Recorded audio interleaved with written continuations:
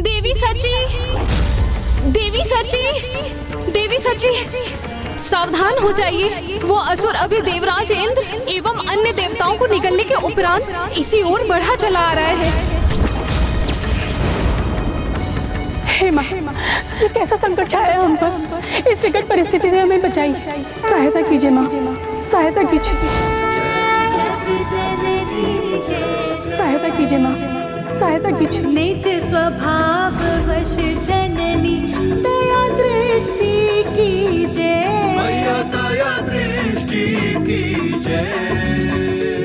सहायता कीजिए माँ, सहायता कीजिए। करुणामयी करुणा कर करुणामयी चरण शरण दीजिए, जग जननी जय। कहाँ छिपी है यहाँ की स्त्रियाँ? कहाँ है?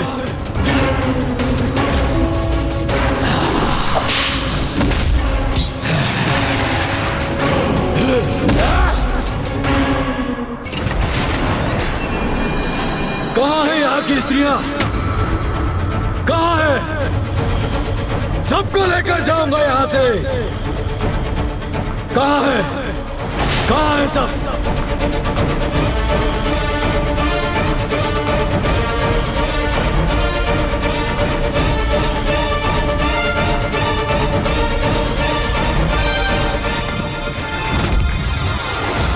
तुम सब जहां भी छिपी हो ढूंढ ही लूंगा।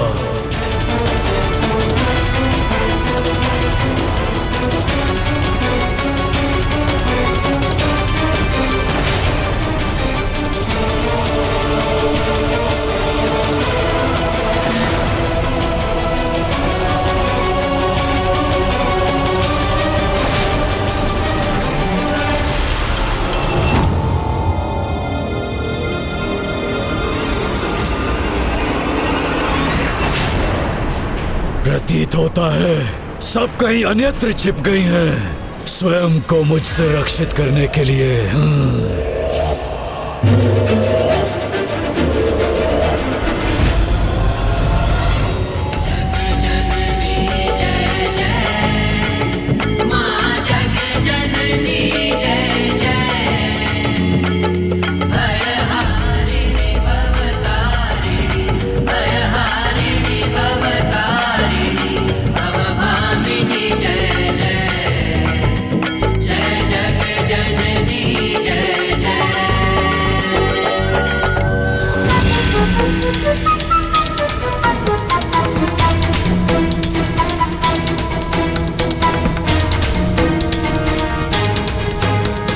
प्रतीत होता है वो दुष्ट असुर जा चुका है। अब हम सुरक्षित हैं।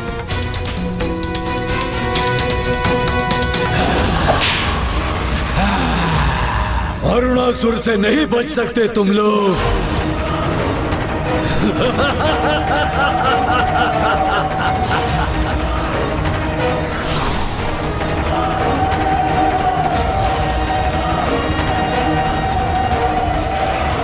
अचानक माँ के नेत्रों में क्रोध की ज्वाला क्यों धधक उठी है? अवश्य माँ को किसी अप्रिय घटना का आभास हुआ है। सृष्टि में कहीं बड़ी अनिष्टकारी घटना घटित होने का संकेत है ये। कहीं किसी दुष्ट की दुष्टता उनके भक्तों के कष्ट का कारण बन रही है, इसीलिए इतनी कुपित हो उठी है देवी। बलशाली ही होता है सौंदर्य का अधिकारी। ऐ स्वर्ग की देवियों, अपने नवीन स्वामी के समक्ष समर्पण करो और स्वामित्व स्वीकार करो मेरा।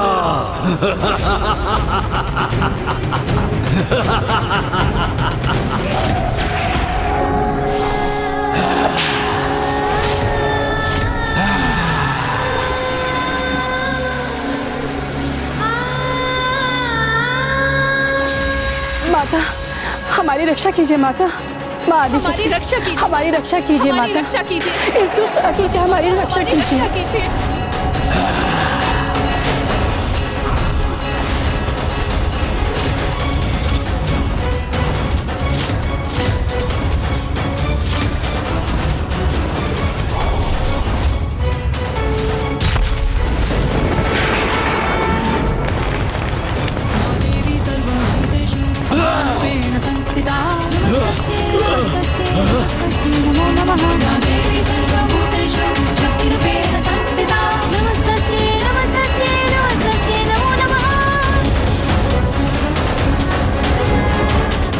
धन्यवाद माता।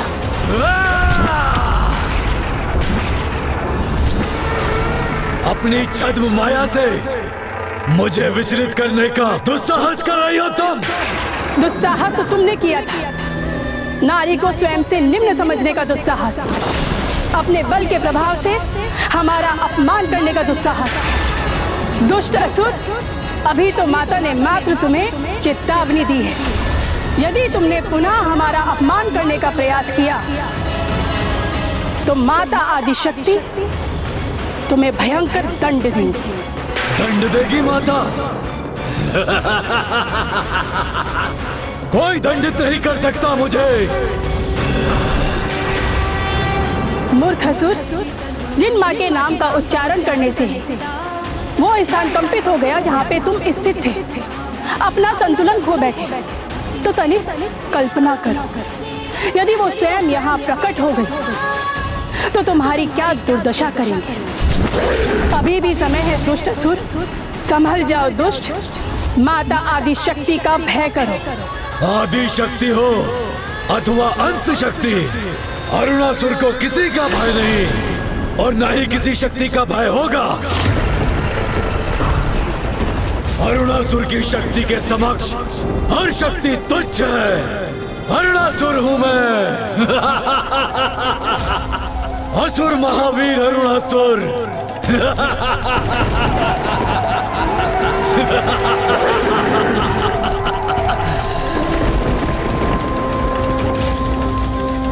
क्या हुआ माँ? क्या घटित हुआ है जिसके कारण से आप इतनी क्रोधित हैं? क्या सूर्यदेव के लुप्त होने से उसी घटना का कोई संबंध है?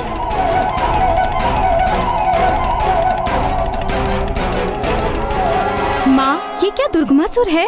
अरुणासुर, अरुणासुर है इसका कारण। अरुणासुर?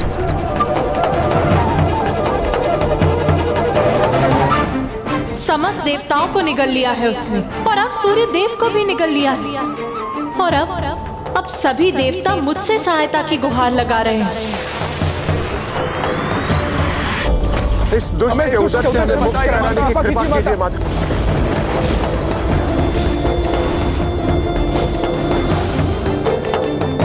और अब तो उसने और भी भयंकर अपराध किया है, अपनी कुदृष्टि नारी पर डालकर, जो संपूर्ण जगत के जन्म और उसके पालन पोषण करने का कारण होती है। उसी रूप में मैं अपने प्रत्येक संतान के समीप रह पाती हूँ। उसके प्रति ऐसे अपराध को ये माँ किसी भी प्रकार से क्षमा नहीं कर सकती। मूर्खता कर रहे हो तुम, बहुत बड़ी मूर्खता। ये कुविचार त्याग दो अरुणासुर। मूर्खता नहीं, मेरा विचार तो मधुर आलाप करने का है। क्या करूं, इतनी सुंदरता जो मेरे समक्ष है, तो मेरे मन में प्रेमालाप करने की इच्छा तो जागृत होगी ना।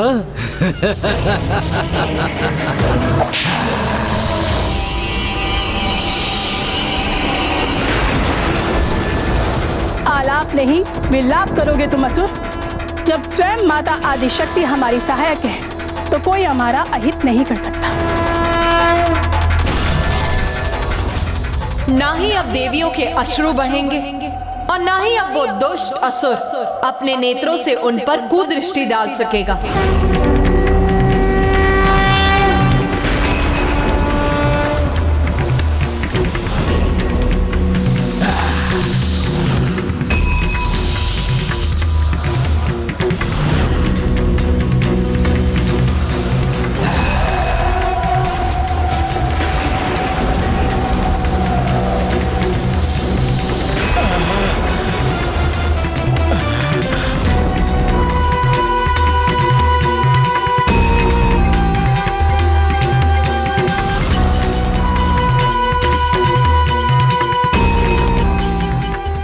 स्त्री पर कुदृष्टि डालने का दंड है ये दुष्ट। अपनी जीवा को तुम अपना अस्त्र बनाते हो ना।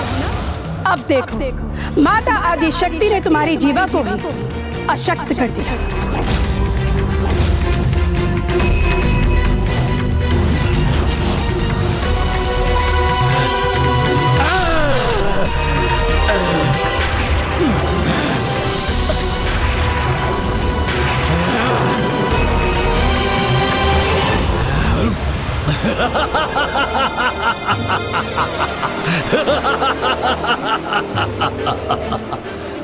तुम्हारा स्पर्श करने में असमर्थ हुआ तो क्या, किंतु तुम्हें बंदी तो बना सकता हूं ना मैं।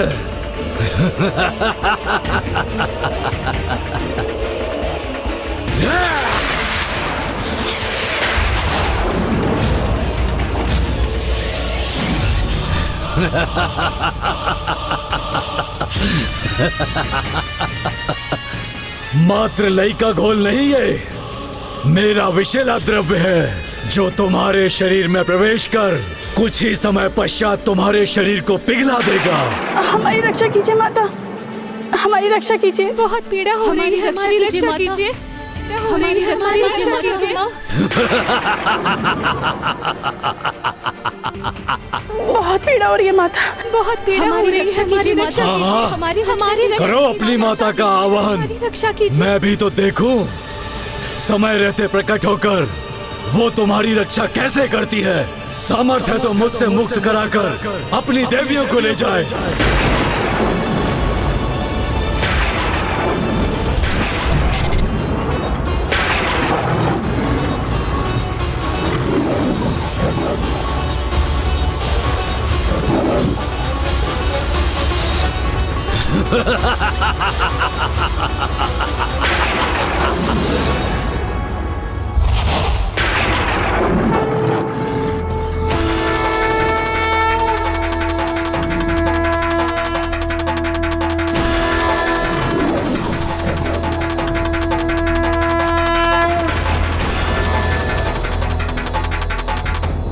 माता अवश्य देवी शची और अन्य देवियों को मुक्त कराने स्वर्ग लोक गई हैं।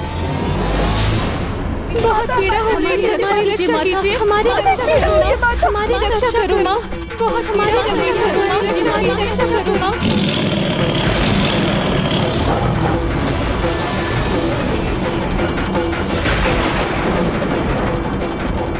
पीड़ा हो रही है माता, हमारी रक्षा कीजिए।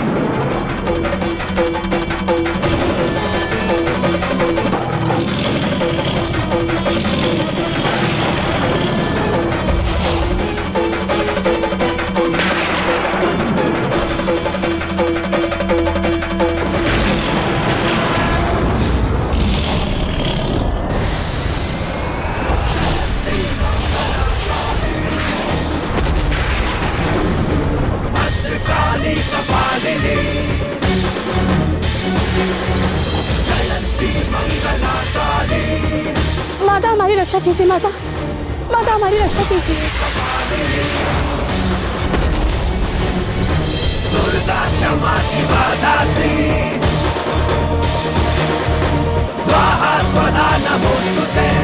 धन्यवाद माता।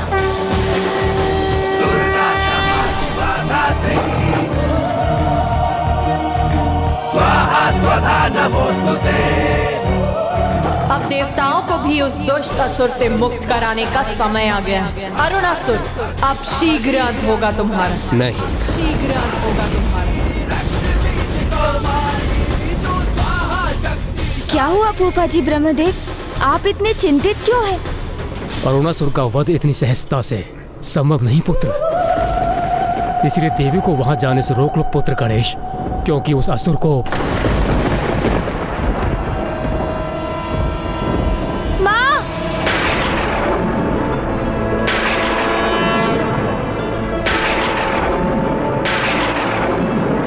मुझे क्षमा कर दे माता, मैं इस प्रकार आपको रोकने की धृष्टता तो नहीं करना चाहता था, किंतु आप वहाँ जाएं इसके पूर्व। फूफा जी ब्रह्मदेव आपको कुछ बताना चाहते हैं माँ।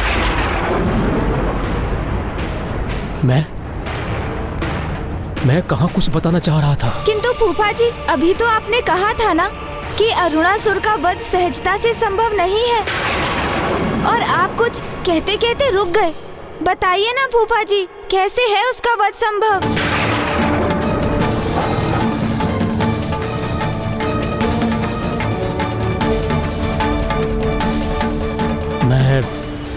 मैं इस विषय में कुछ नहीं कह सकता।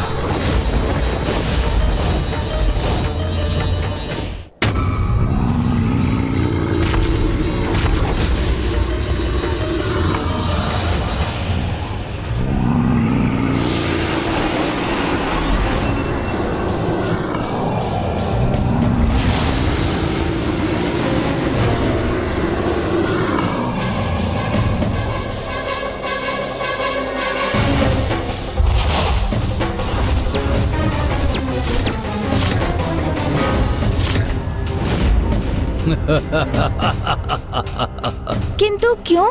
आपको जो ज्ञात है वो हमें बताइए ना फूफा जी। देवताओं की सहायता करना तो हमारा कर्तव्य है फूफा जी, तो आप उस कर्तव्य को निभाने में संकोच कर क्यों रहे हैं?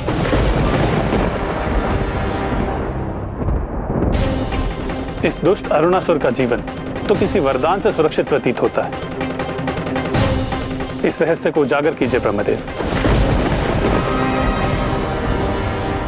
असुर वरदान प्राप्त करने हेतु मेरी अथवा ब्रह्मदेव की ही तपस्या करते हैं, और मैंने अरुणासुर को कोई वरदान नहीं दिया, तो फिर अवश्य उसे ब्रह्मदेव से ही कोई वरदान प्राप्त हुआ है।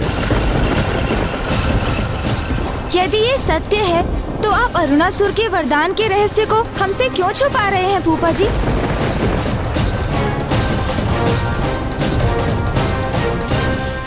अमर हो तुम देवता, इसीलिए मेरे उदर में जीवित रहकर अपच ही उत्पन्न करोगे जो मुझे स्वीकार नहीं है। इसीलिए अब तुम्हें मेरे कारागार में बंदी रहना होगा। बताओ दोस्त, कहाँ है देवी शची?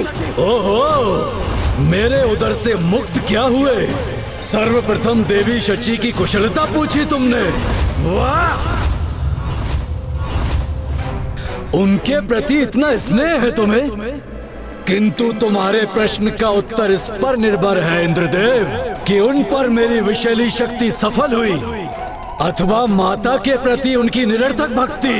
दुष्ट असुर, शत्रुता की भी एक मर्यादा होती है, किंतु आज तूने अपने दमवश मर्यादा की सभी सीमाओं का उल्लंघन किया है। स्मरण रखो दुष्ट असुर, तुम्हारा दम ही तुम्हारे पतन का कारण बनेगा। शीघ्र ही तुम्हारा वध होगा। वध होगा? और मेरा? मेरे अंत की कामना करने वाले मूर्ख देवताओं, कभी सत्य नहीं होगी तुम्हारी ये कामना, क्योंकि मेरा वध असंभव है।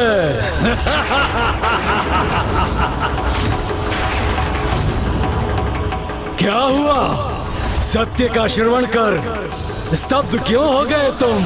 मेरे वध का विशेष उपाय किसी को ज्ञात नहीं, और जिसे ज्ञात भी है वो उसे उजागर नहीं कर सकते।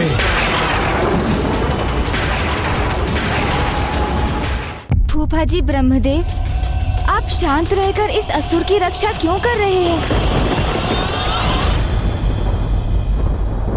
बताइए ब्रह्मदेव, क्या वरदान दिया है उस दुष्ट असुर को आपने? माँ, कदाचित वो इस प्रश्न का उत्तर इसलिए नहीं दे रहे हैं क्योंकि अरुणासुर ने उन्हें इसके लिए वचनबद्ध कर दिया है, अन्यथा वो हमें बताने में तनिक भी विलंब नहीं करते। माँ, गणेश का अनुमान उचित है। मैं अपने वचन में बंधा होने के कारण कुछ भी कहने में असमर्थ हूँ।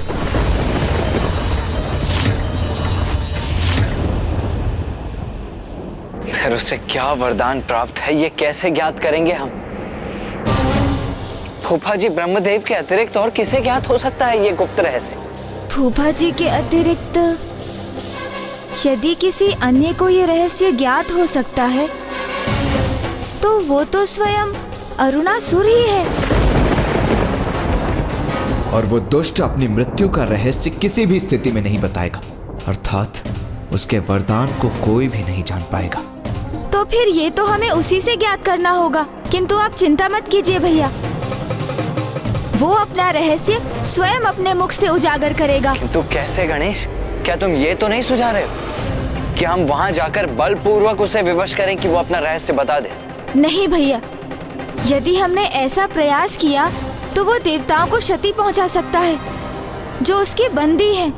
इसीलिए हमें बल नहीं भैया, युक्ति का प्रयोग करना होगा, और ये रहस्य ज्ञात करने मैं वहां जाऊंगा।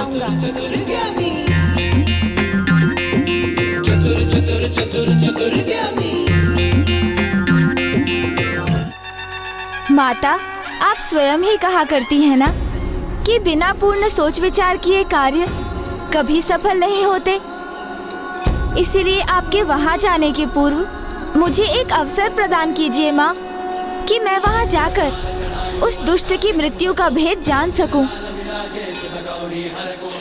मैं वचन देता हूँ माँ मैं सफल होकर ही लौटूंगा। धन्यवाद माँ। गणेश, वो दुष्ट तुम्हें वहां पाकर कोई नवीन दुष्टता अवश्य करेगा, इसीलिए तुम्हारी सुरक्षा के लिए मैं भी तुम्हारे साथ चलूंगा। नहीं भैया, आप मेरी चिंता मत कीजिए। और वैसे भी मेरी युक्ति तो तभी सफल होगी जब मैं वहाँ एकाकी जाऊंगा। भैया मेरा विश्वास कीजिए।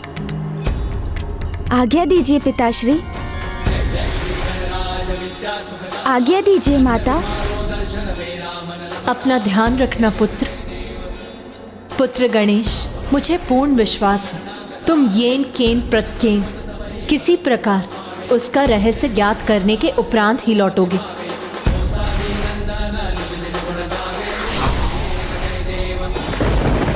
प्रतीत होता है गणेश को कोई युक्ति भी सूझ चुकी है और उसने उसके अनुसार अपनी योजना की रचना भी कर ली है। किंतु क्या है उसकी ये युक्ति?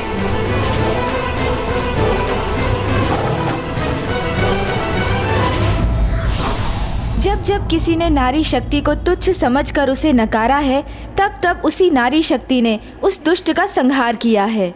मुझे एक अवसर प्रदान कीजिए माँ, कि मैं वहाँ जाकर उस दुष्ट की मृत्यु का भेद जान सकूं। मैं वचन देता हूँ माँ, मैं सफल होकर ही लौटूंगा। अपना ध्यान रखना पुत्र।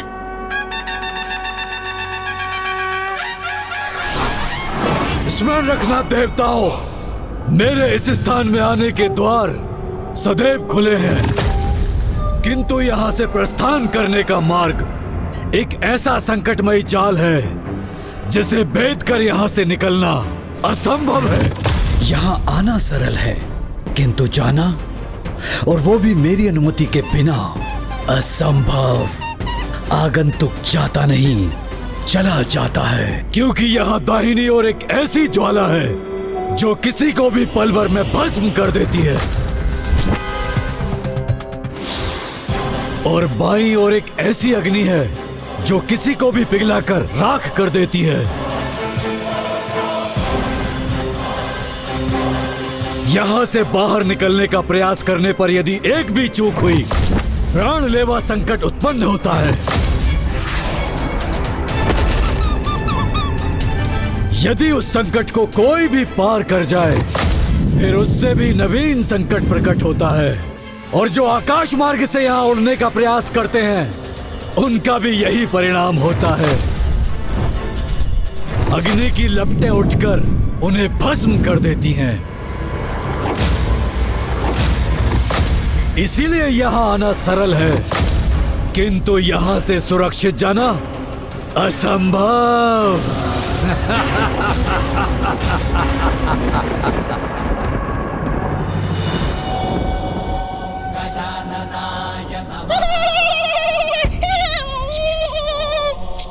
आप तो आज बहुत प्रसन्न हो रहे हैं मूषक जी। हाँ प्रभु, क्योंकि आज हम बिना युद्ध किए अपनी समस्या का हल ढूंढने जा रहे हैं। किंतु यदि हम युद्ध करने के लिए विवश हो गए तो क्या प्रभु, आपको सुरक्षित रखने हेतु मुझे पुनः युद्ध भूमि में प्रवेश करना होगा।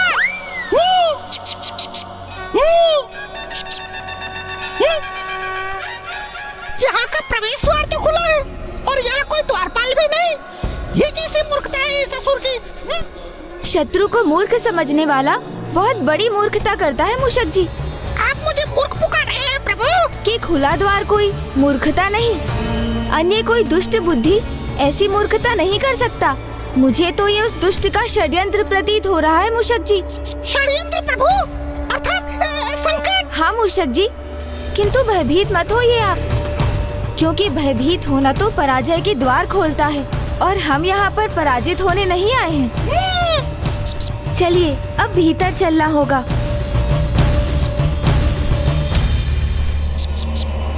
अब तुम्हारी रक्षा करने कोई भी आए, चाहे देवी आदि शक्ति या फिर उनकी अर्ध शक्ति, जो भी यहाँ आएगा प्रवेश करने के उपरांत लौट नहीं सकेगा।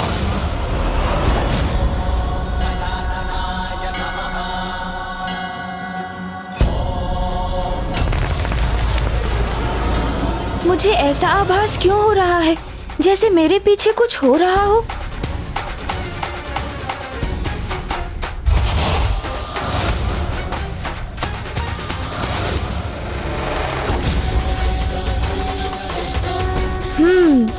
कदाचित ये मेरा भ्रम ही होगा।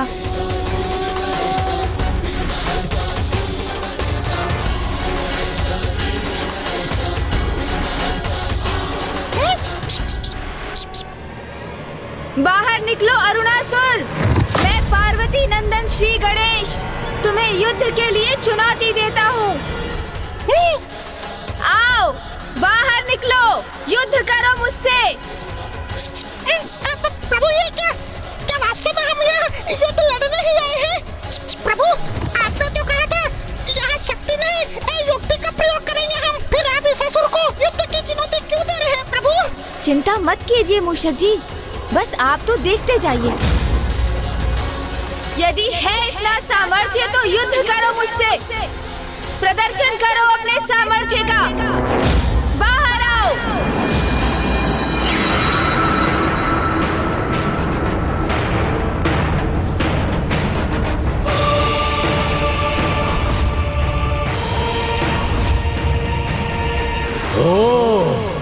तो देवी स्वयं नहीं आई यहाँ, उसने अपने पुत्र को भेजा है।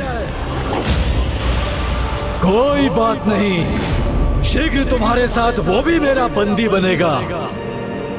तब तो देवी स्वयं आने में विवश हो जाएगी ना।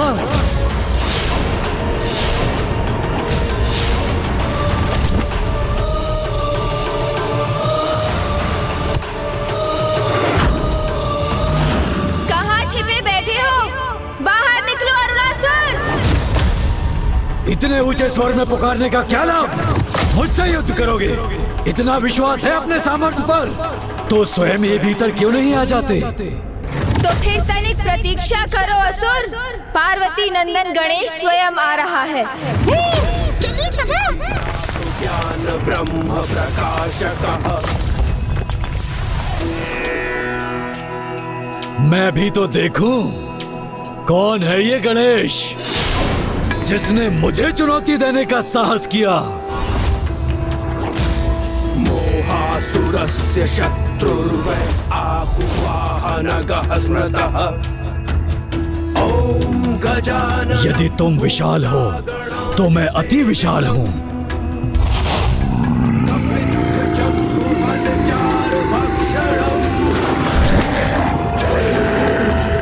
उमासुतं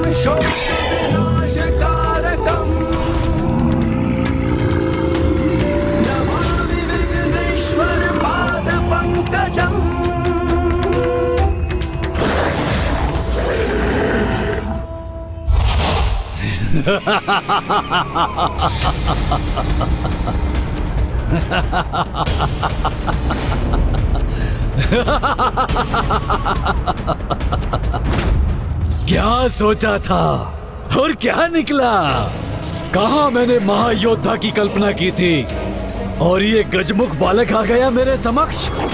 ये तो वही कहावत सिद्ध हो गई, खोदा पहाड़ और निकला चूहा।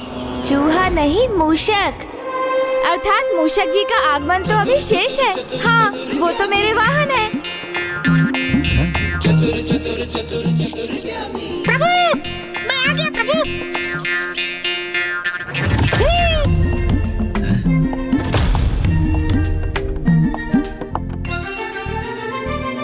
तुम्हारा तो आरंभ होते ही अंत हो जाता है। तुम्हारी माता को तनिक भी दया नहीं आई तुम्हारे ऊपर। तुम जैसे नन्हे बालक को मुझसे युद्ध करने के लिए भेज दिया। जीवित नहीं देखना चाहती क्या वो तुम्हें? किंतु आ ही गए हो तो आगे बढ़ो। मुझको युद्ध की चुनौती दी है ना तुमने। निकालो अपना अस्त्र और युद्ध करो मुझसे। अस्त्र? किंतु मैं तो कोई अस्त्र लेकर ही नहीं आया। तो फिर मुझसे युद्ध कैसे करोगे? चलो कोई बात नहीं, मैं ही अस्त्र प्रदान करूंगा तुम्हें। अर्थात आप इतने शक्तिशाली, शक्ति संपन्न, विशालकाय होने के पश्चात भी मेरे समान एक नन्हे बालक से युद्ध करेंगे? क्या ऐसा युद्ध आप जैसे शक्तिशाली असुर को शोभा देता है भला? स्वयं युद्ध के लिए ललकारते भी हो और स्वयं पीछे हटने का उपाय भी सोचते हो। अरे नहीं नहीं असुर जी, मैं पीछे नहीं हट रहा हूँ। किंतु युद्ध एक ही प्रकार का कहाँ होता है? उसके तो अनेक प्रकार होते हैं ना। जैसे रण युद्ध जो सेनाओं के मध्य होता है, मल्ल युद्ध जो दो योद्धाओं के मध्य भुजाओं की शक्ति से होता है, गृह युद्ध जिसके अस्त्र राजनीतिक दाव पेच होते हैं,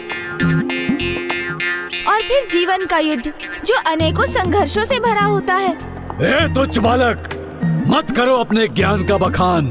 ये बताओ, मुझसे कौन सा युद्ध करना चाहते हो तुम? वाक युद्ध। तो प्रभु शक्ति से नहीं बुद्धि से युद्ध करने आए हैं। हाँ, वाक युद्ध जो बुद्धि और शब्दों से किया जाता है। वाक युद्ध?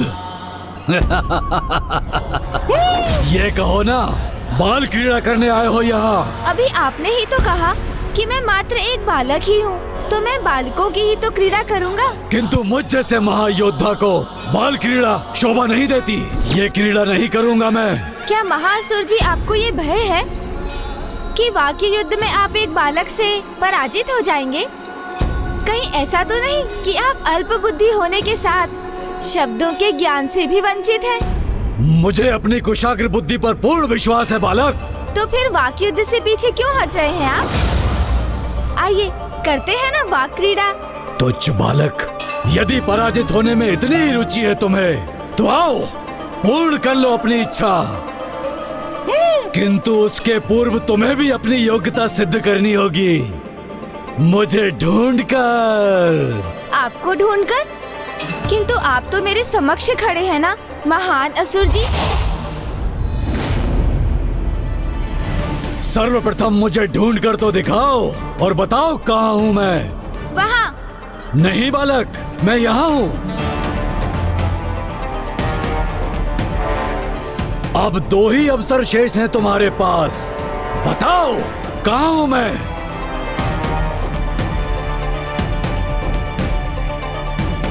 वहाँ। वहाँ नहीं, यहाँ हूँ मैं गजमुख बालक।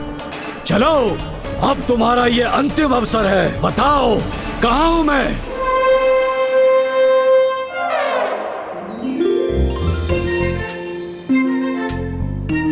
बहुत निपुण हैं आप छिपने में असुर जी।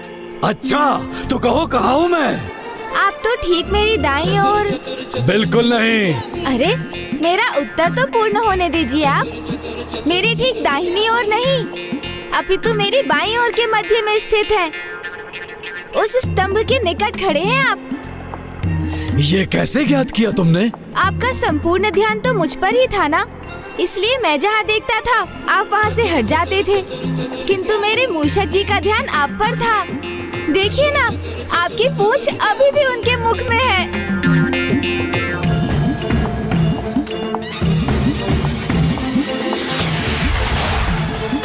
चतुर गणेशा।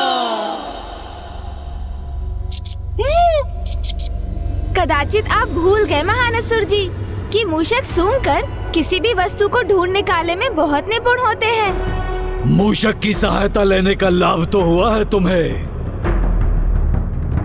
किंतु मैं अब तुम्हें तुम्हारी क्रीड़ा में पराजित करूंगा, और वो भी तुम्हारे तुच्छ देवताओं के समक्ष।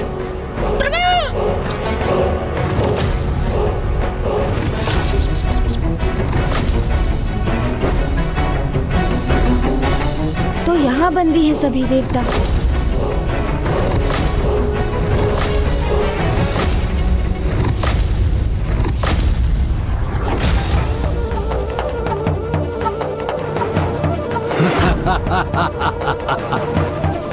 मुझे ज्ञात नहीं गणेश जी यहाँ क्यों पधारे हैं। कहीं स्वयं को वो किसी संकट में न डाल दे। हाँ इंद्रदेव, इस असुर के मृत्यु का उपाय तो किसी को भी ज्ञात नहीं, इसीलिए सरल नहीं होगा इसे पराजित करना।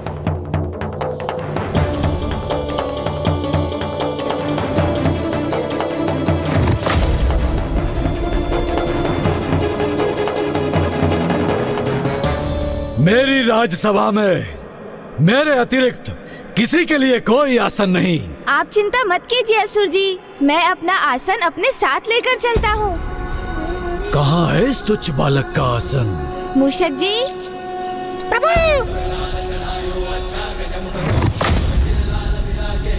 विराजिए प्रभु।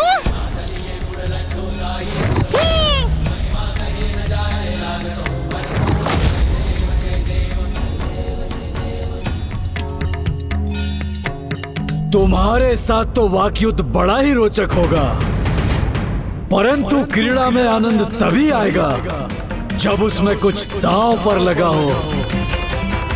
किंतु यदि तुम्हारी पराजय हुई तो संपूर्ण जीवन मेरा वाहन बनकर तुम्हें रहना होगा, क्योंकि सुना है गज पर आरूढ़ होने पर तो बहुत ही आनंद आता है।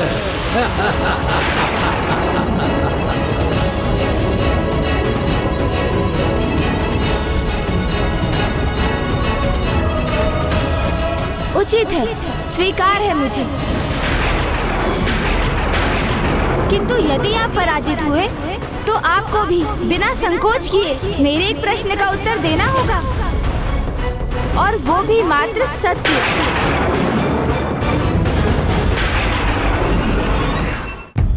अरे अरे, आप तो पुनः संशय में चले गए। इतना विचलित मत होइए महान असुर जी, मैं आपसे अधिक कठिन प्रश्न नहीं पूछूंगा। मुझे स्वीकार है। गणेश जी स्वयं को संकट में क्यों डाल रहे हैं? प्रतीत होता है कि वो किसी योजना के साथ ही यहाँ आए हैं। तो महान असुर जी, क्रीड़ा आरंभ करने के पूर्व हमें उसके नियम स्थापित करने होंगे। हम एक साथ एक दूसरे से 3-3 प्रश्न पूछेंगे, जिनका उत्तर हमें मात्र 3 क्षणों में ही देना होगा, और जो उत्तर नहीं दे सकेगा वो पराजय स्वीकार करेगा। उचित है, किंतु मेरा भी एक नियम है, प्रश्न रोचक होने चाहिए। तो ये प्रश्न किस विषय पर होंगे, उसका चुनाव आप ही क्यों नहीं कर लेते असुर जी? क्रीड़ा तुम्हारी है तो तुम ही विचार करो, मैं क्यों व्यर्थ में अपनी बुद्धि को कष्ट दूं? तो अब मुझे इसके समक्ष एक ऐसा विषय रखना होगा जिससे कि मैं युक्ति लगाकर इससे उस प्रश्न का उत्तर प्राप्त कर सकूं जो मुझे ज्ञात करना है। तो ठीक है, ज्ञान शास्त्र। अरे ज्ञान का नाम सुनते ही मुझे निद्रा का आभास होता है। फिर दर्शन शास्त्र। मेरा तो इतना ही दर्शन शास्त्र है कि मैं ही दर्शन हूँ और मैं ही शास्त्र हूँ, शेष सभी तुच्छ है, इसमें तो कोई प्रश्न ही नहीं उठता। बल। ये कैसा विषय है, जो मेरे मुख से निकल गया वही न्याय है। तो ठीक है, फिर राजनीति। बल पूर्वक राज करना ही मेरी नीति है, जो मेरे सम्मुख खड़ा होता है उसे बल पूर्वक नष्ट करना ही मेरी राजनीति है। नहीं नहीं, इसमें भी कोई प्रश्न उत्तर का स्थान नहीं। प्रतीत होता है असुरों को तो एक ही शब्द भाता है, बल। हाँ, ये रुचिकर हो सकता है, क्योंकि वैसे भी शीघ्र ही सर्वस्त्र मेरे ही बल की चर्चा होगी। उचित है फिर असुर जी, हम वाक युद्ध की क्रीड़ा आरंभ करते हैं। अब मैं सर्वप्रथम आपसे 3 प्रश्न पूछूंगा और आप बिना रुके उन तीनों प्रश्नों का उत्तर देंगे, और फिर आप 3 प्रश्न पूछेंगे जिसका उत्तर मैं दूंगा, और हमारी ये क्रीड़ा इसी क्रम में आगे चलेगी जब तक कि कोई उत्तर देने में चूक नहीं करता। उचित है, उचित है, तो समय व्यर्थ मत करो और आरंभ करो अपनी क्रीड़ा।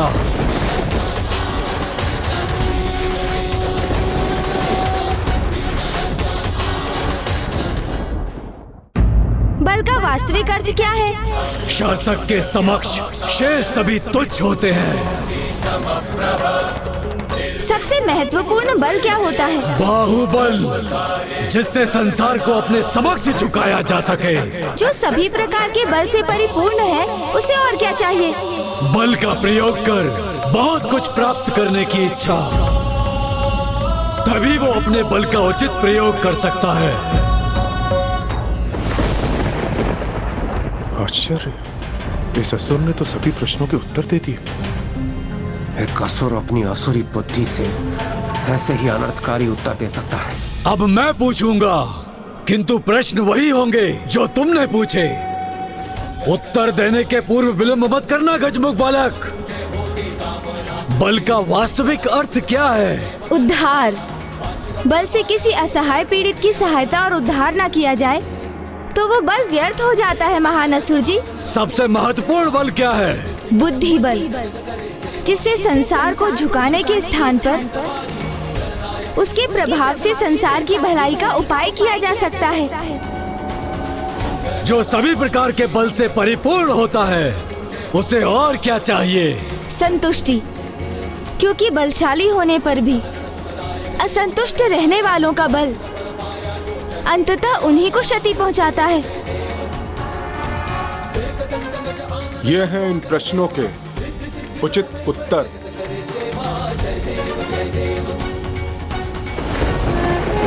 अब पुनः आपको मेरे प्रश्नों के उत्तर देने होंगे, किंतु सचेत रहिएगा। आपने उत्तर नहीं दिया अथवा अधिक समय लिया तो आप पराजित हो जाएंगे असुर जी। तुच्छ बालक, मुझे कोई पराजित नहीं कर सकता, इसीलिए पूछो अपने प्रश्न। तो बताइए मुझे, जिनमें बल का अभाव है वो क्या है? अरे क्या है? व्यर्थ है वो, निरर्थक है उनका जीवन। जो बलहीन है तो वो अपना जीवन सार्थक करने हेतु स्वयं को कैसे बलशाली बना सकते हैं? वरदान की शक्ति से। तो बताइए, आपको ब्रह्मदेव से क्या वरदान प्राप्त हुआ है?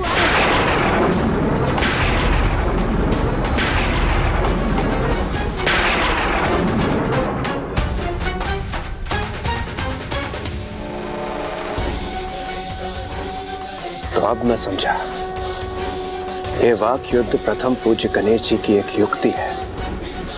इस दुष्ट को उसके मुख से उसके ही वरदान अर्थात उसके वध का रहस्य ज्ञात करना चाहते हैं प्रथम पूज्य गणेश जी। अद्भुत है प्रथम पूज्य गणेश जी की बुद्धि। यदि यह दुष्ट उनके इस प्रश्न का उत्तर देता है तो स्वयं अपने ही मुख से अपने वध के रहस्य को उजागर करता है, और यदि प्रश्न का उत्तर नहीं देता है तो वह इस वाक युद्ध में पराजित होकर गणेश जी के एक प्रश्न का उत्तर देने के लिए बाध्य होगा।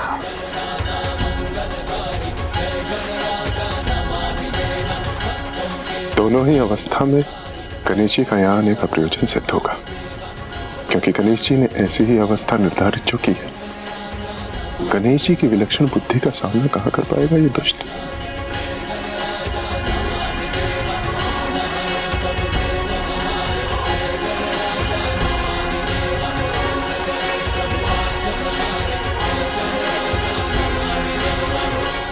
यदि कार्य सुई से हो तो वहाँ तलवार उठाना व्यर्थ है। उसी प्रकार जहाँ कोई कार्य बुद्धि से बनने की संभावना हो, वहाँ बल का प्रयोग कदापि नहीं करना चाहिए। तो बताइए, आपको ब्रह्मदेव से क्या वरदान प्राप्त हुआ है? गुप्त वरदान। ब्रह्मदेव से गुप्त वरदान प्राप्त किया है मैंने, जिसका भेद मेरे मुख से कभी उजागर नहीं हो सकता, और ब्रह्मदेव भी मेरे वचन से बंधे होने के कारण इसकी चर्चा किसी से नहीं कर सकते। अपनी मृत्यु के भेद को छुपाए रखने में सफल होकर इस दुष्ट ने अपनी सुरक्षा सुनिश्चित कर। किंतु ये हुआ कैसे? बुद्धि का अभाव तो अहंकारी असुरों का स्वभाव होता है। तो फिर इस असुर में गणेश जी की युक्ति को असफल करने की बुद्धि कहां से उत्पन्न हो गई? क्या हुआ? स्तब्ध रह गए ना तुम तुच्छ गजमुख बालक? मेरे इस उत्तर की अपेक्षा नहीं थी ना तुम्हें? रहस्य है, अवश्य कोई रहस्य है, अन्य असुरों से इसके भिन्न होने के पीछे। अब अपनी माला का जाप संपन्न करके अनंत पीड़ा दूंगा तुम्हें, और तुम्हारी इस क्रीड़ा का अंत करूंगा मैं। एक कीट के समान मसल के रख दूंगा तुझे तुच्छ गजमुख।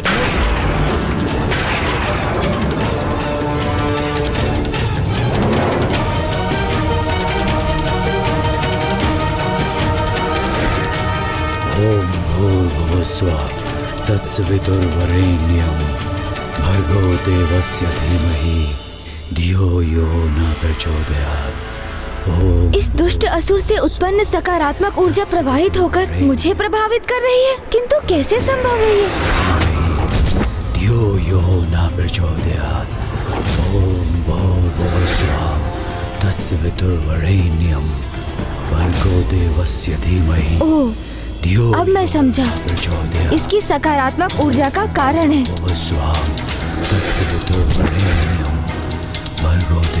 अर्थात ये अवश्य किसी वैदिक मंत्र का जाप कर रहा है।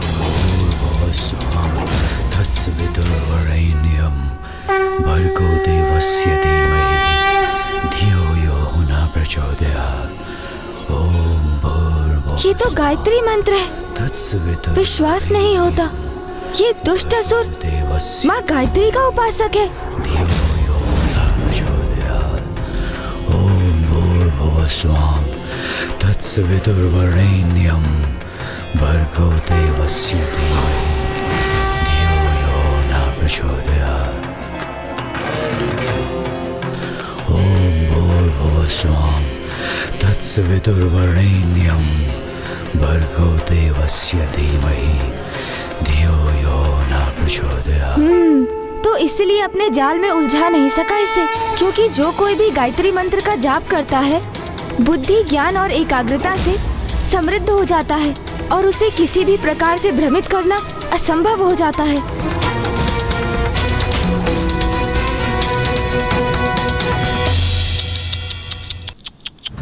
व्यर्थ हो गई न तुम्हारी योजना तुच्छ गजमुख। क्या सोचा था तुमने? तुम्हारे जैसे तुच्छ लघुकाय बालक के बिछाए जाल में फंस जाऊंगा मैं? भूल की है तुमने, बहुत बड़ी भूल। मुझ पर अपनी युक्ति का प्रयोग करने का दुस्साहस किया। ये गणेश जी ने स्वयं को किस संकट में डाल दिया? इस दुष्ट असुर से तो युद्ध का भी कोई लाभ नहीं, क्योंकि इसके अंत का रहस्य अभी तक किसी को ज्ञात नहीं। कैसी विडंबना है ये। एक और उधर दुर्गमासुर तामसिक माता को विवश कर रहा है। इस पापी ने गायत्री माँ की उपासना से स्वयं को सुरक्षित किया हुआ है। मुझे ही कोई उपाय करना होगा जिससे ये दुष्ट गायत्री माँ की उपासना से अपना मुख मोड़ ले। अन्यथा इसके वरदान का रहस्य यदि ज्ञात भी हो गया तो भी इसका वध करना अत्यंत कठिन हो जाएगा। ब्रह्मांड के सर्वाधिक शक्तिशाली, सर्वाधिक विराट असुर को संसार के सबसे छोटे तुच्छ गजमुख बालक ने मूर्ख बनाने का प्रयास किया। मैं इस दुस्साहस का भयंकर दंड दूंगा तुम्हें।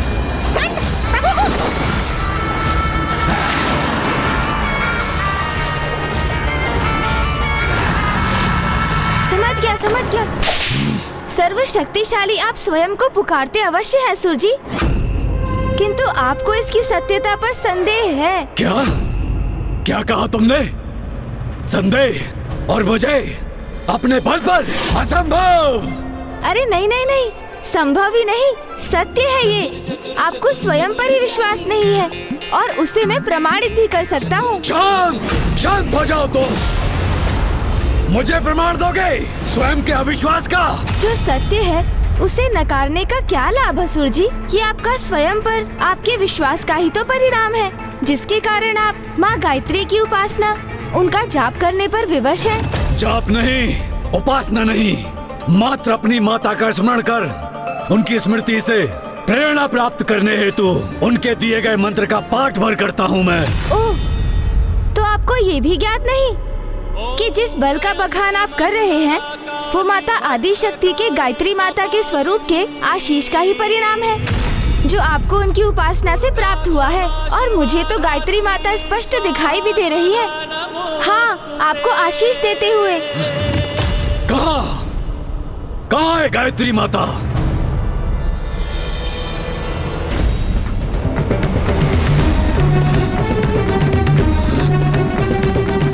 यहाँ तो कोई नहीं है गजमुख बालक। मुझे पुनः मूर्ख बनाने का प्रयास कर रहे हो तुम। माता के मंत्र के जाप से आपके अंतर में ज्ञान का प्रकाश अवश्य जागृत हुआ है सुर जी, किंतु आपके नेत्रों पर छाई अहंकार की काली छाया अभी भी आपकी दृष्टि बाधित कर रही है।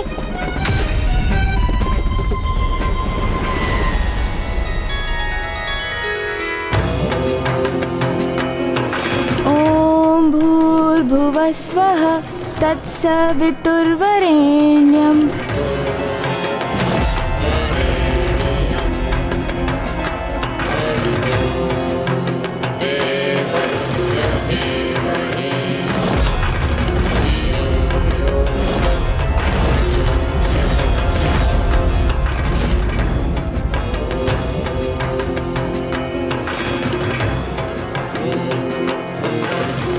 गणेश जी माता गायत्री का मंत्र जाप कर रहे हैं। कदाचित इसीलिए वो उनकी सकारात्मक ऊर्जा एवं शक्ति को स्वयं में ग्रहण कर पा रहे हैं।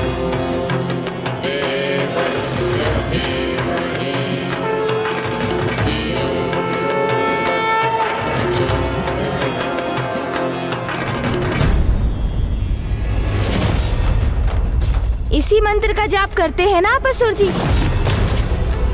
वैदिक मंत्रों में सर्वोच्च है जिसका स्थान, सर्वाधिक है जिसकी महिमा, और जब भी आप इसका पाठ करते हैं तो आप ज्ञान के प्रकाश को पाने के सन्मार्ग पर चलने की प्रार्थना करते हैं। ये कैसा दोहरा आचरण है आपका असुर जी? जिन माता आदि शक्ति का विरोध कर उनसे युद्ध करने की आप इच्छा प्रकट कर रहे हैं, उन्हीं की पूजा कर उनसे बल प्राप्त करते हैं। भले ही दंभवश उनकी शक्ति की सत्ता को तो आप स्वीकार नहीं करते, किंतु अवश्य ही भीतर उनको स्वयं से श्रेष्ठ मानकर उनकी पूजा भी करते हैं आप। कैसा परिहास है ये तुम्हारा बालक!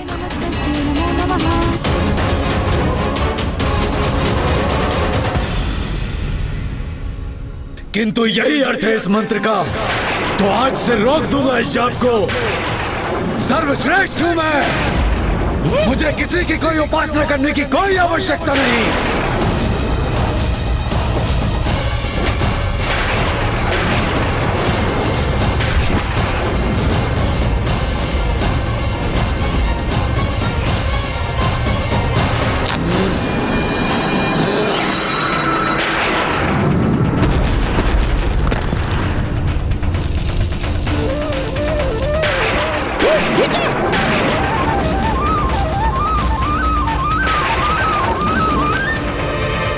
सत्य है, विनाश काले विपरीत बुद्धि।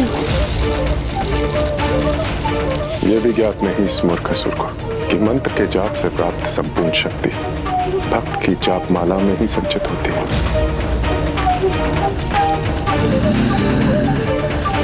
जिस माला को सदैव अपने कंठ में धारण करना चाहिए था उसे ही छिन्न भिन्न कर दिया इस दुष्ट ने, और अपने जाप से संचित शक्तियों को, उसके प्रभाव को क्षण भर में खो दिया इसने सब कुछ।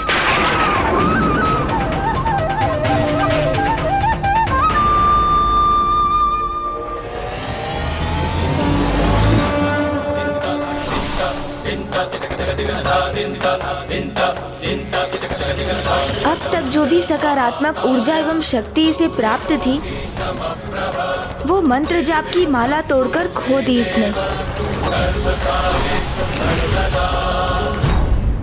इतना तुच्छ और लघु होकर भी मेरे बल पर संदेह करने का दुस्साहस कर रहे हो तुम?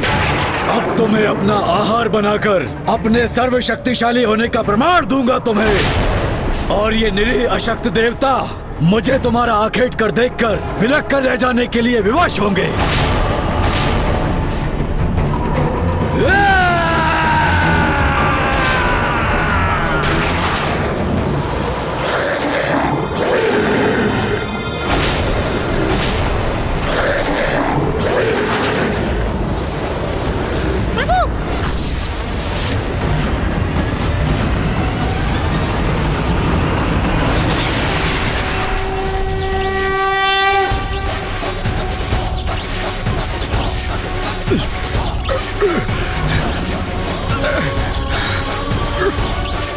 अद्भुत है प्रथम पूज्य गणेश जी की शक्ति।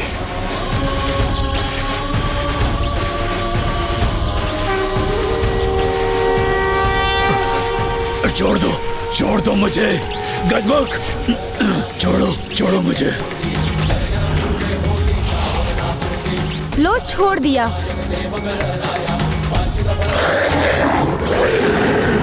चलिए मूषक जी, जिस कार्य के लिए आए थे वो तो हुआ नहीं, किंतु उससे भी अधिक महत्वपूर्ण कार्य संपन्न किया है हमने। इस दुष्ट की गायत्री माता की उपासना भंग करवा दी हमने। देवगणों, कुछ समय के लिए धीरज रखिए, माता स्वयं आकर आप सबको अवश्य रक्षित करेंगी।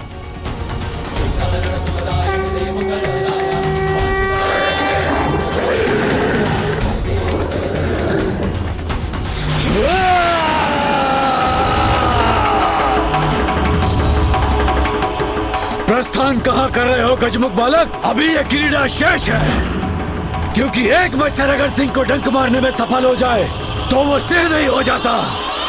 मैंने तुम्हें कम आंकने की भूल अवश्य की थी, किंतु तुम्हें अरुणासुर की वास्तविक शक्ति का परिचय अब ज्ञात होगा।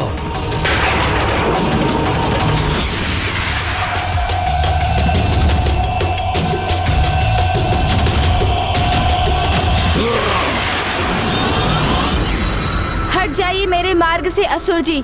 आपसे युद्ध करने नहीं आया मैं, क्योंकि जिस युद्ध के लिए आप इतने तत्पर हैं, वही आपके सर्वनाश का कारण बनेगा। वो युद्ध निकट भविष्य में अवश्य होगा, किंतु अभी मुझे रोकने का कोई लाभ नहीं। मुझे जाने का मार्ग दीजिए। अच्छा, जाना चाहते हो यहाँ से? तो प्रयास करके देख लो। तुम्हारा भाग्य यहाँ तुम्हारी मृत्यु के लिए लेके आया है, जो मेरे द्वारा नियत है। तो जाओ। यदि गणेश जी आगे बढ़े तो वो संकट में आ जाएंगे। यहाँ से बाहर जाने वाले मार्ग में तो इस असुर ने भयंकर जाल बिछा रखे। हमें कैसे भी गणेश जी को सावधान करना होगा।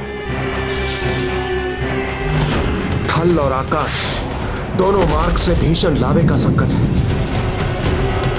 गणेश जी, गणेश जी, गणेश जी, गणेश जी। ये तुच्छ देवता कितना भी प्रयास कर लें, किंतु ये तुच्छ गजमुख को सावधान नहीं कर सकेंगे। गणेश जी!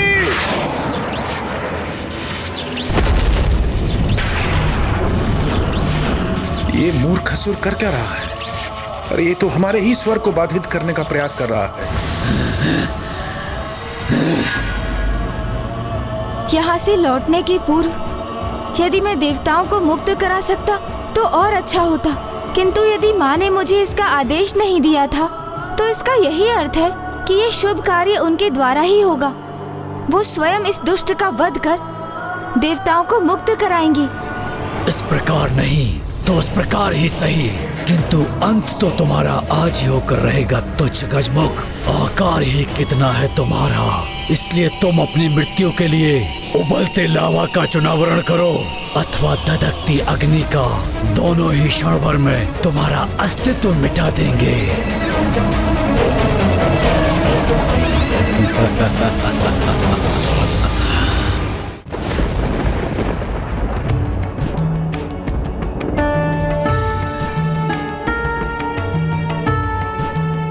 प्रथम पूज्य गणेश जी को वहाँ से लौटने में इतना विलंब क्यों हो रहा है माता?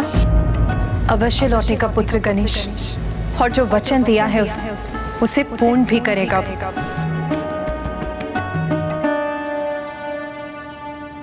माँ को गणेश पर पूर्ण विश्वास है, किंतु मैं अपनी चिंता कैसे शांत करूं?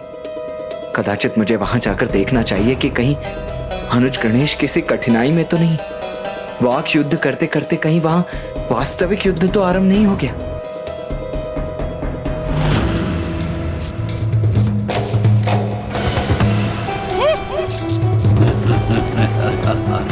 अब कुछ ही पल शेष हैं इस तुच्छ गजमुख के जीवन के।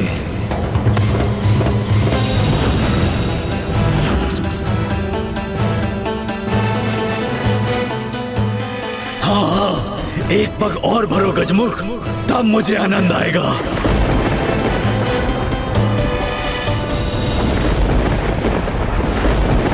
रुक जाइए मूषक जी। क्या हुआ प्रभु? यहाँ इस दुष्ट का बिछाया हुआ भयंकर जाल है, जो हमारे इन सीढ़ियों से नीचे उतरते ही हमारे लिए घोर संकट उत्पन्न करेगा। ये दृश्य तो मैंने आते समय ही देखा था। इसे तो ज्ञात हो गया कि इसका बाहर जाना यहाँ से तो असंभव है। तो अब जब उसे ज्ञात हो ही चुका है कि कैसे उसके साथ मैं एक मस्तिष्क परीक्षण क्रीड़ा करने वाला हूँ,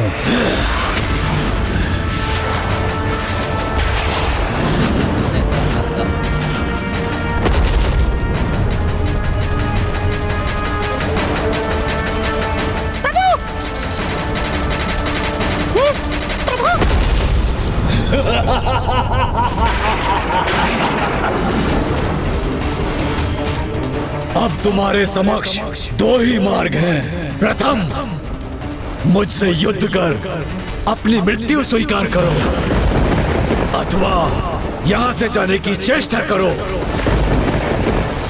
किंतु स्मरण रखना, यदि तुमने थल मार्ग से जाने का प्रयास किया तो उबलता हुआ लावा तुम्हें पिघला देगा, और आकाश मार्ग से जाने का प्रयास किया तो धधकती हुई ज्वाला से झुलसकर नष्ट हो जाओगे तुम। तुम्हारे जैसे छोटे गजमुख को यहाँ आने से पूर्व अनेक बार विचार करना चाहिए था। जब से मैं यहाँ आया हूँ, आप मुझे तुच्छ पुकारकर मुझे स्वयं से निम्न प्रमाणित करने की चेष्टा कर रहे हैं। अपने विशाल काय आकार को लेकर इतना अहंकार क्यों है आपको? आकार ही किसी के सामर्थ्य का सूचक क्यों है आपके लिए? उचित कहा प्रभु। हाँ, ये भी सत्य है कि कुछ स्थिति में आकार सर्वाधिक महत्वपूर्ण अवश्य हो जाता है, जैसे इस समय मेरे नहीं तुम्हारे इस साम्राज्य के लिए।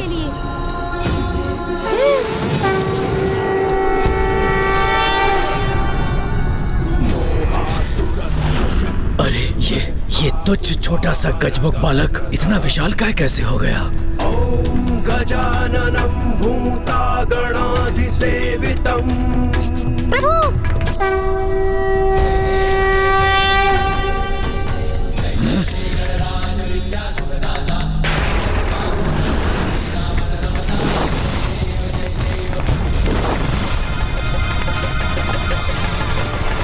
इसके बाहर के प्रभाव से ये स्थल भी विभक्त हो गया, जिसके कारण मेरा भवन वो नष्ट हो रहा है।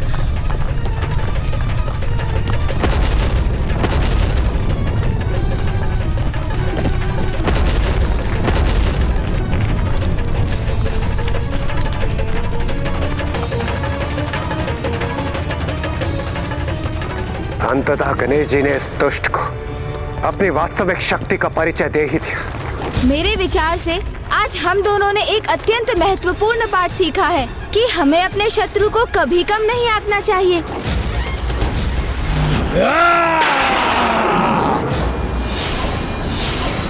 अरे तुच्छ देवताओं, तुम कहाँ मक्षिकाओं के समान उड़े जा रहे हो? तुम्हें तो कीट पतंगों के समान अपने पैरों में दबा के रखूंगा।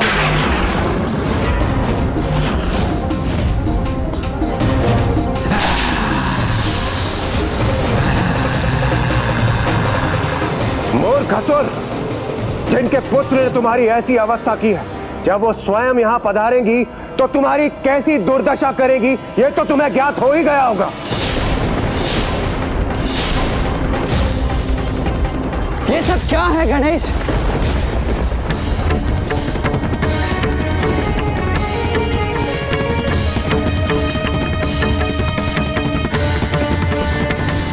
यहाँ क्या करने आए थे तुम? और ये सब क्या कर दिया तुमने? शक्ति प्रदर्शन में देखो कितना विनाश कर दिया है तुमने। और माँ को दिया हुआ वचन, जिस कार्य के लिए उन्होंने तुम्हें यहाँ भेजा था, वो पूर्ण किया ना तुमने? क्या उस असुर के वध का उपाय ज्ञात कर सके तुम? उत्तर दो गणेश। नहीं भैया, किंतु उस दुष्ट को एक उचित पाठ पढ़ाने की बहुत आवश्यकता थी। वो मेरी युक्ति में नहीं उलझा। किंतु आप चिंता ना करें, मैं वो भी अवश्य ज्ञात कर लूंगा भैया। किंतु अब उसकी मृत्यु के कारण को कैसे ज्ञात करेंगे हम, ये मेरी समझ के बाहर है गणेश। शत्रु किसी व्यवसाय में हो या फिर सगे संबंधियों के बीच, उसे छोटा अथवा निष्क्रिय समझने की भूल करना स्वयं के लिए संकट को निमंत्रण देने के समान है। मुझे खेद है भैया, मैं अरुणासुर को प्राप्त हुए उसके गुप्त वरदान के बारे में कुछ भी ज्ञात नहीं कर सका। मैं मेरी युक्ति में सफल नहीं हो सका। किंतु अब उसकी मृत्यु के कारण को कैसे ज्ञात करेंगे हम, ये मेरी समझ के बाहर है गणेश। जब ब्रह्मदेव ने उसे वो वरदान प्रदान किया तो उस समय उन दोनों के अतिरिक्त वहाँ और कोई नहीं था। तो उन दोनों के अतिरिक्त और किसे ज्ञात हो सकता है ये रहस्य? अब हम स्वयं तो अतीत में जाकर वो संवाद सुन नहीं सकते ना गणेश।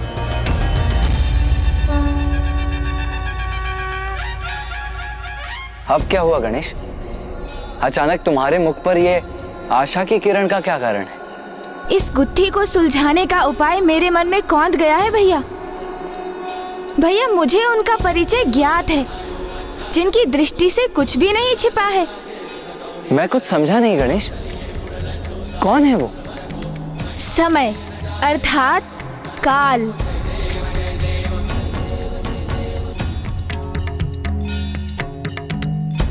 काल को सब ज्ञात है, अर्थात माता कालरात्रि को सब ज्ञात है भैया। बीते समय में जाकर उस रहस्य को उद्घाटित करने में वो हमारी सहायता करेंगी।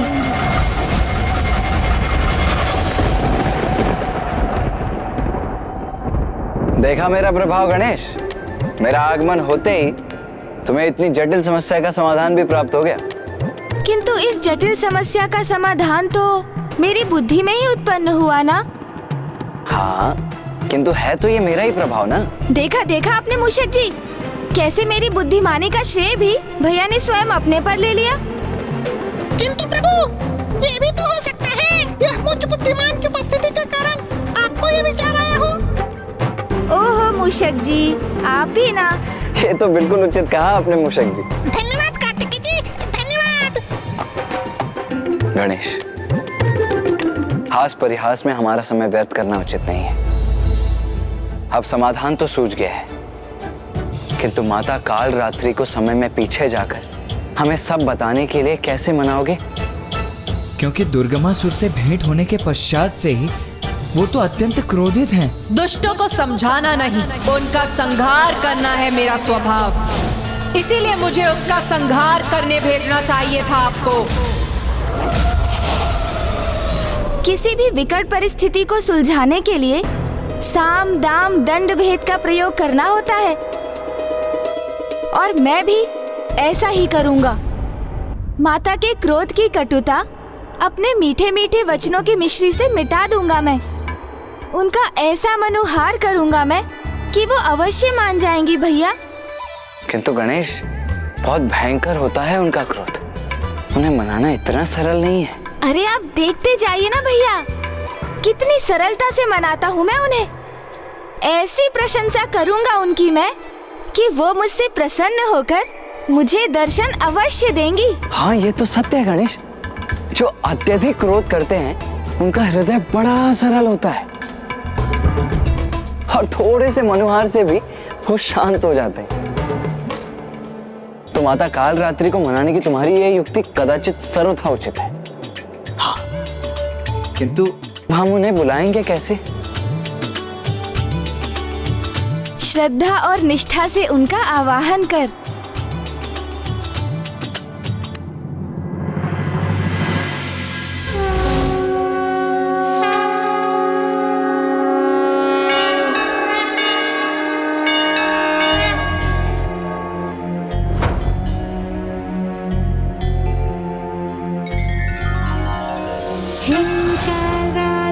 श्रृंखराली च किं कल्याणी कलावती, कालमाता कलिदर्पिणी समदिशकुपान्विता,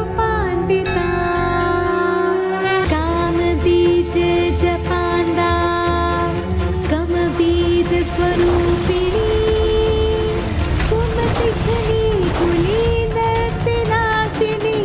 कुलकामिनी,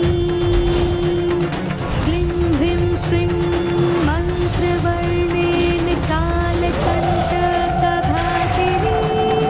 कृपामयी कृपाधारा कृपापारा कृपागमा, कृपामयी कृपाधारा कृपापारा कृपागमा, कृपामयी कृपाधारा कृपापारा कृपा।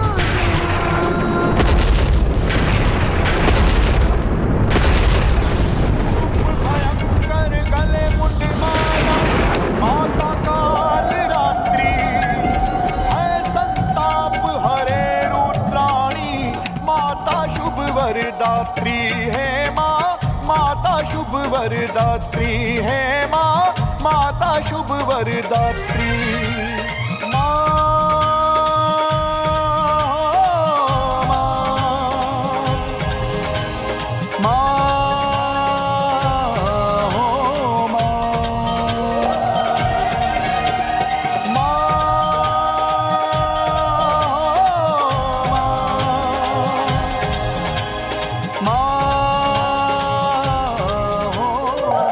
बताओ, क्यों आवाहन किया मेरा? माता, मेरी विकट समस्या आप ही समझ सकती हैं। और उसका समाधान भी आप ही मुझे बता सकती हैं। क्योंकि जो पूर्व में अवस्था आपकी थी वही अवस्था अब मेरी है। इसलिए मैंने आपका आवाहन किया है माता। क्योंकि माता, जिस प्रकार माँ ने आपको दुर्गमासुर को समझाने के लिए भेजा था, वैसे ही मैं भी माँ के आदेश से अरुणासुर के पास जाने के लिए विवश हुआ। और फिर? किंतु माता, यदि कोई दुष्ट अहंकारी कुछ समझना ही ना चाहे तो उसे भला कोई कैसे समझा सकता है? जैसे आप दुर्गमासुर को समझाने में असफल हुई, उसी प्रकार अरुणासुर की मृत्यु का रहस्य ज्ञात करने में मुझे भी असफलता का सामना करना पड़ा माता। किंतु अब आप ही बताइए ना माता, यदि शीघ्र ही ऐसे दुष्टों का अंत नहीं किया गया तो वे इसी प्रकार पाप कर्मों में लिप्त रहेंगे और पृथ्वी देवी उनके पापों का भार सहने के लिए विवश होती रहेंगी। इसीलिए तो मैंने अपना मत व्यक्त किया था कि इन दुष्टों को अभी इसी क्षण नष्ट कर देना चाहिए। हाँ माता, मेरा भी मत आपके ही समान है और आप तो उसी समय उस दुष्ट दुर्गमासुर का वध कर सकती थी। किंतु मैं चाहता भी तो अरुणासुर का वध करने में अक्षम रहता माता। क्यों? ऐसी कौन सी बाधा है जो तुम्हें अक्षम्य बनाती है? यही माता कि अरुणासुर का मुझे क्या, किसी को उसके वध का उपाय ज्ञात नहीं। ब्रह्मदेव का वरदान और उस वरदान को गुप्त रहने का वचन दोनों ही प्राप्त है उस दुष्ट को। इसलिए जो रहस्य ब्रह्मदेव उजागर नहीं कर सकते वो मैं स्वयं ज्ञात करने गया था माता, किंतु असफल हो गया और अब प्रथम बार माँ के आदेश का पालन करने में असफल होकर लौटना होगा मुझे। किंतु अपना ये असफल लज्जित मुख कैसे दिखाऊंगा माँ को मैं? मेरी असफलता से तो उन्हें बहुत दुख होगा ना माता। और वो तो यही कहेंगी ना माता कि पुत्र, तुम अरुणासुर के वध के रहस्य को उजागर नहीं कर सके, तो उसका वध कैसे करोगे तुम? ऐसा कुछ नहीं होगा पुत्र, तुम निश्चिंत रहो। अरुणासुर का भेद मैं तुम्हें बताऊंगी। कहा था ना भैया कि सरलता से माता को मनुहार से मना लूंगा मैं। चतुर गणेशा, तुम्हें निराश होकर नहीं लौटने दूंगी मैं। काल चक्र को विपरीत दिशा में घुमाकर अतीत का वो दृश्य उत्पन्न करूंगी जब अरुणासुर को वो वरदान प्राप्त हुआ था।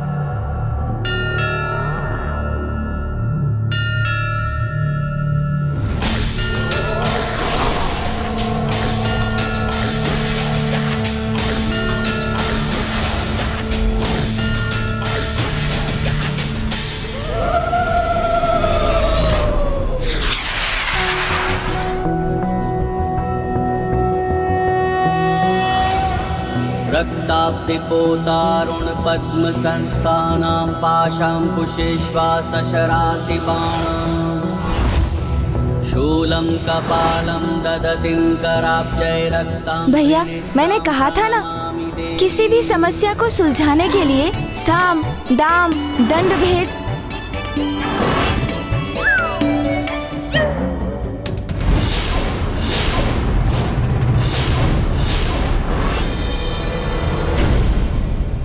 अरे माता, यहाँ क्यों रुक गई आप? ये तो वो दृश्य नहीं है जो हमें देखना है। आप अभी उचित दृश्य पर नहीं पहुँची हैं। विलंब मत करिए ना माता, समय चक्र को थोड़ा और घुमाइए ना। आपको स्मरण है ना, हमें तो वो दृश्य देखना है जिसमें ब्रह्मदेव ने अरुणासुर को वरदान दिया था। हाँ माता। उचित कहते हो तुम। इसमें तो तुम और कुमार कार्तिकेय ही हैं। किंतु हम समय के इस बिंदु पर रुक ही गए, तो मुझे तुम्हारा वार्तालाप सुनने का मन हो रहा।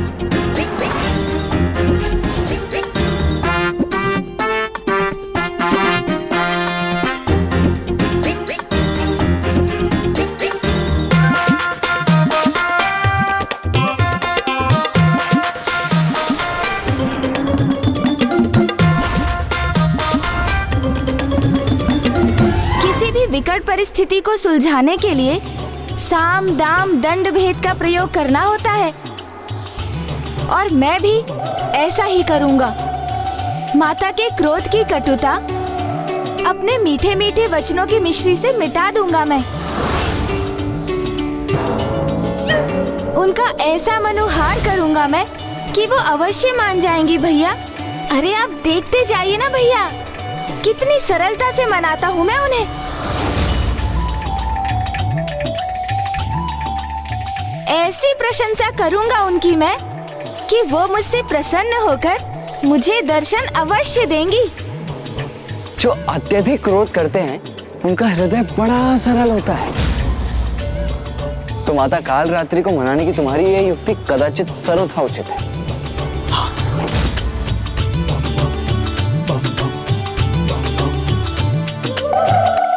इतना दुस्साहस कि तुम दोनों ने मुझे मूर्ख बनाने का प्रयास किया।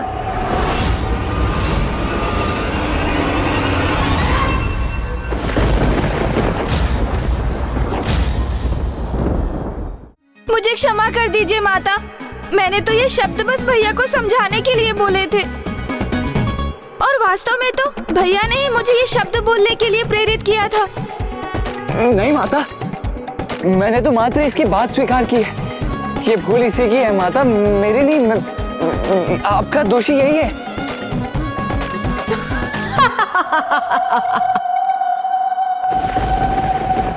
तुम दोनों बहुत चतुर समझते हो ना अपने आप को, किंतु स्मरण रखो तुम दोनों की माता हूं मैं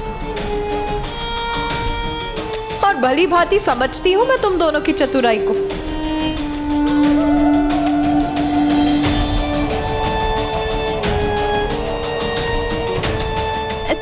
तो माता आप मुझसे रुष्ट नहीं है और आप हमें अतीत के उस पल में भी ले जाएंगी ना?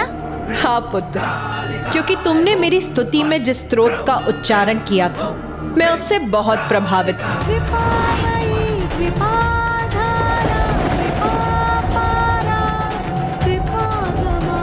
इसीलिए आज मैं ये घोषणा करती हूँ कि तुम्हारे समान जो भी मेरे स्तोत्र का उच्चारण करेगा और उसकी अंतिम पंक्तियों को 3 बार दोहराएगा, मैं उसकी सभी भूलों को क्षमा कर उसकी सहायता के लिए सदा प्रस्तुत होंगी। कल्याणी कलावती काल माता कली दर्पणी तम दिश गोपान्विता काम बीज जपांगा तम बीज स्वरूपिणी तुम दिग्नी कुली नर्ति नाशिनी।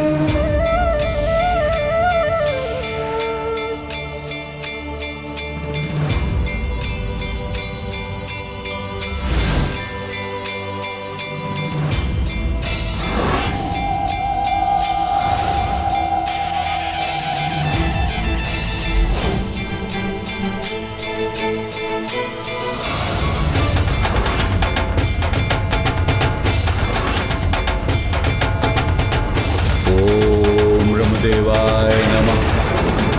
ओम ब्रह्मदेवाय नमः। ओम ब्रह्मदेवाय नमः। ओम ब्रह्मदेवाय नमः। ओम ब्रह्मदेवाय नमः। ओम ब्रह्मदेवाय नमः। अरुणासुर उठो, अरुणासुर तुम्हारा तप सफल हुआ।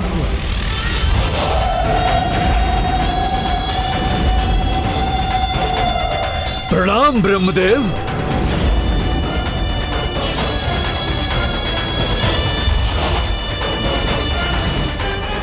मैं अपना तप आपके चरणों में समर्पित करता हूं प्रभु।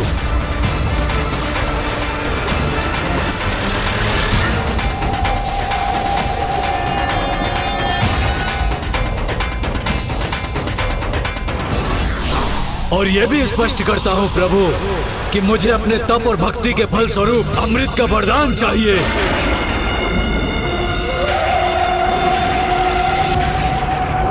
अरुणासुर, मैं तुम्हारे इस घोर तप से अत्यंत प्रसन्न हुआ, किंतु अमृत प्रदान करने में मैं असमर्थ है। प्रभु, इस तप की दीर्घ अवधि में अनेक कष्ट सहे हैं मैंने।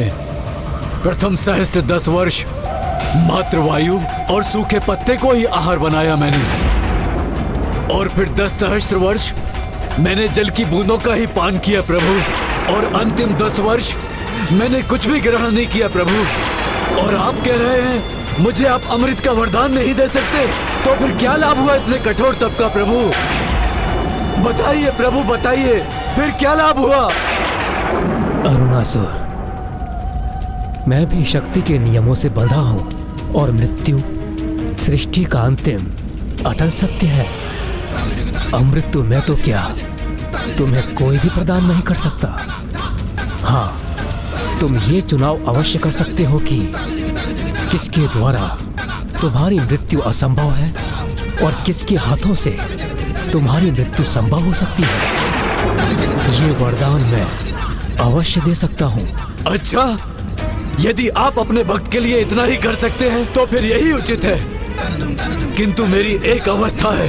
वचन दीजिए मुझे कि आप मेरे वरदान को गुप्त रखेंगे, उसका रहस्य किसी भी परिस्थिति में किसी के समक्ष उजागर नहीं करेंगे।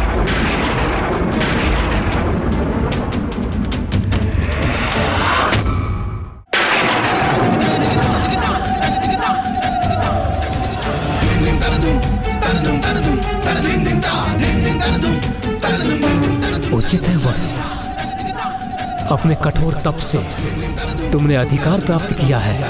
मैं तुम्हें वचन देता हूँ, मैं तुम्हारे वरदान के विषय में कभी भी किसी से कुछ नहीं कहूंगा। तो फिर मुझे ये वरदान देने की कृपा कीजिए प्रभु कि मेरा वध कोई देवता, असुर, स्त्री, किन्नर, पशु, यक्ष, नाग, गंधर्व द्वारा संभव न हो सके।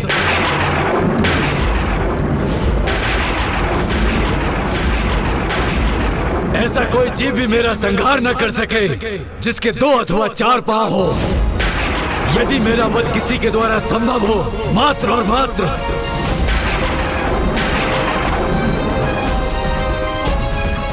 6 पांव वाली तुच्छ रानी कीट ही कर सके, जिसका स्वर ब्रह्मांड की गूंज के समान हो।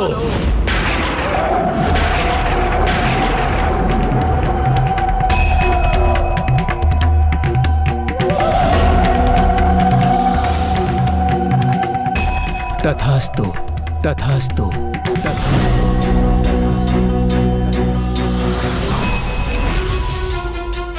छह पांव वाली तुच्छ रानी कीट ही कर सके, जिसका स्वर ब्रह्मांड की गूंज के समान हो।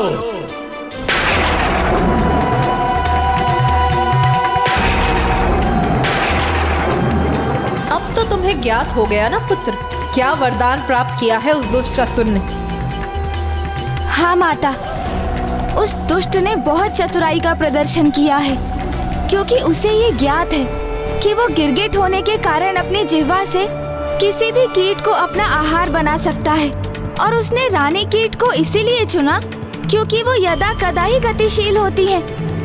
किंतु ऐसा कौन सा कीट है जिसके 6 पांव होते हैं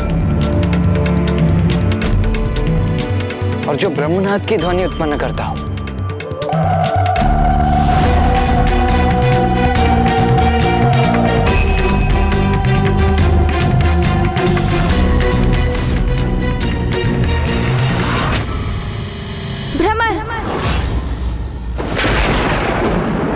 भ्रमर है वो कीट। तो वो दुष्ट ने एक रानी भ्रमरी के द्वारा अपनी मृत्यु का वरदान प्राप्त किया है। किंतु एक नन्ही सी भ्रमरी एक विशालकाय असुर का अंत कैसे कर सकती है? और वो भी एक ऐसे असुर को एक भ्रमरी कोई क्षति कैसे पहुंचा सकती है जो भांति भांति के कीटों को अपना आहार बनाकर ही अपना उदर भरता हो, जो अपनी जीभा मात्र से ही किसी भी कीट का अंत कर देता हो।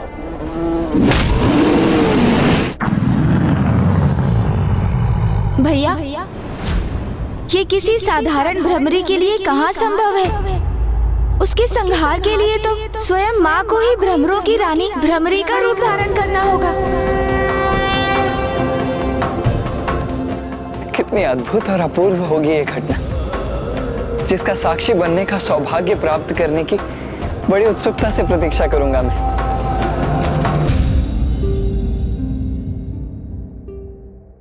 क्या हुआ पुत्र गणेश? अब तो तुम्हें उस दुष्ट के वध करने का उपाय ज्ञात हो गया है। अब क्यों चिंतित हो तुम? माता, मैं यही सोचकर चिंतित हूँ कि संपूर्ण सृष्टि जिनकी पूजा करती है, समस्त देवियाँ जिनकी सेवा कर स्वयं को धन्य समझ रही थी, स्वयं त्रिदेव जिनकी आरती कर रहे थे, वो जो स्वयं संपूर्ण सृष्टि की सर्वे सर्वा है, जिनके कारण ये अंतरिक्ष और ग्रह है, और जो सभी लोगों के उत्पत्ति के कारण भी है, उन देवी माता आदि शक्ति से एक छोटी सी प्राणी, एक लघु भ्रमरी का रूप धारण करने के लिए कैसे अनुरोध करेंगे?